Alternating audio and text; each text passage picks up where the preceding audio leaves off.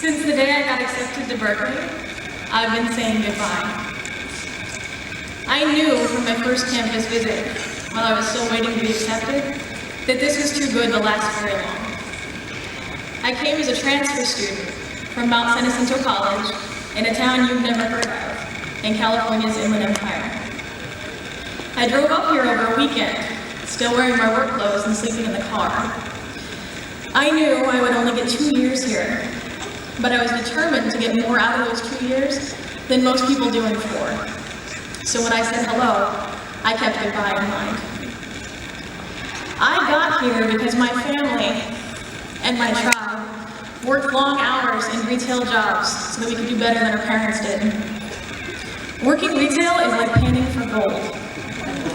It has its moments, but most of it is false hope and dirt and exhaustion. My life now is neatly divided into 2 periods, before Berkeley and after Berkeley. Before Berkeley, I was a high school dropout with many dreams but few plans. After Berkeley, my dreams happen in bullet points and everything looks a lot closer. Dreaming is easy. Talent is a gift. But I had to learn to work and how to work the system in order to make anything come together. I spent my teenage years waiting for something to happen, and I wasn't the only one. My best friend graduated from high school a year or 2 before I dropped out. She spoke at her graduation, just like I'm doing now. She spoke to a crowd that had yet to experience 9/11 or the wars that followed, who had only begun to use the internet. And she admitted that our generation didn't know what our challenge would look like, but that it didn't matter because we weren't ready for it anyway. She was right. We walked out of the auditorium that day joking that she had tempted fate, basically giving the universe the finger and taunting it for a real challenge. The universe answered. When the universe came back with a challenge, I had to go back to school. I didn't know enough to know how to fix it, or even who I was. Coming to Cal meant finding pieces of me that I didn't know would be here. I knew I was a writer, but I had no concept of the canon of those who went before me until the best English teachers in the world taught me Chaucer, Milton, and Shakespeare.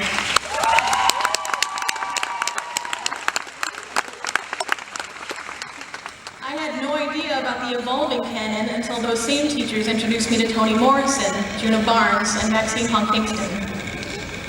I had no exposure for my own work until I started writing for Caliber magazine. I had no discipline for the written word until I joined the world-class team that runs the Daily Californian. I am walking today with incredible gifts, some earned but many given. I cannot thank all of you enough for helping me to become so much more than I was. I've been saying goodbye since I got here, but today's the day to say hello. After all, commencement doesn't mean ending, it means beginning. What begins here is not the blank slate that my best friend called out from the podium at her high school graduation. What begins here is a series of challenges that, if overcome, will make us the greatest generation yet. If you are walking across this stage with me today, and you don't feel challenged by what lays before you, I encourage you to take off your cap and gown and stay. Stay here until you grasp the task before you.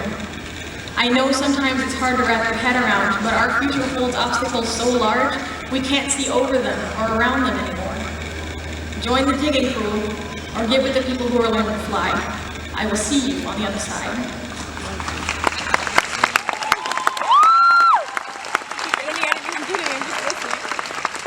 I have one last thought before we commence, before we get started in our work. We are living in the age of misattribution.